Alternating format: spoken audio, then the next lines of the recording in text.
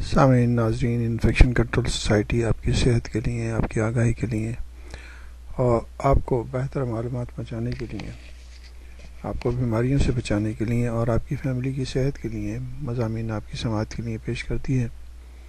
اب ہم الرجی کے بارے میں مسلسل آپ کو بتا رہے تھے۔ اب الرجی کے علاج کے بارے میں آپ کو بتایا، اب ویکسین کے بارے میں ہم آپ کو بتائیں گے کہ الرجی کے ویکسین کی کیا اہمیت ہے۔ ویکسین کے ذریعے الرجی کا علاج بین الاقوامی طور پر ایک مستند اور کامیاب علاج مانا جاتا ہے۔ عالمی ادارے صحت نے اس کے درست استعمال کی ہدایت بھی جاری کی ہیں، جن میں سب سے اہم یہ ہے کہ ویکسین صرف مستند اور ماہر الرجی سے کرائی جائے، یعنی کہ جو الرجی اسپیشلسٹ ہیں ان سے کرائی جائے، اور اس بات کا بھی خاص خیال رکھا جائے کہ ویکسین مریض کے ماحول اور تکلیف کے مطابق کی جائے۔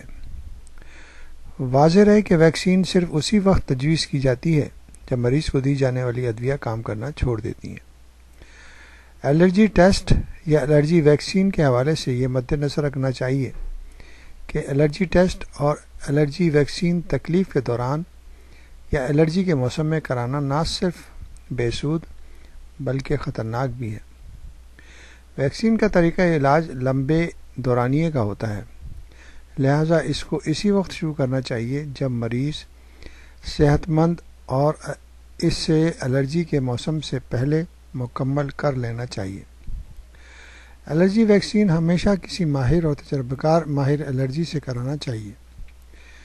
ویکسینیشن سے بیشتر مریض کے مکمل اور تفصیلی ٹیسٹ کرانا ضروری ہے۔ مریض کے ماحول کے مطابق ہی الرجی ٹیسٹ کرنا چاہیے۔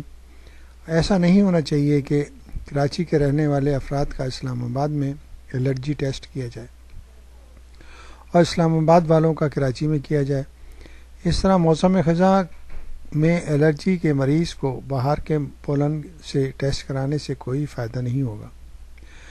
واضح رہے کہ الرجی ٹیسٹ یا ویکسین کوئی جادوئی طریقہ نہیں، بلکہ یہ ایک طویل مدت کا سلسلہ ہے جو انسان کی قوت مدافعت کو بڑھاتا ہے اور ادویہ کے ساتھ مل کر بہتر نتائج سامنے لاتا ہے۔ یعنی کہ ویکسین اور ادویہ دونوں مل کے مریض کے مسائل کو حل کر سکتے ہیں، کیونکہ الرجی کے مریض اس قسم کے ہوتے ہیں کہ ان کے کافی مسائل جو گمبھیر ہو جاتے ہیں، تو اس کے لیے ضروری ہے کہ ان کا علاج مکمل طور پر کیا جائے۔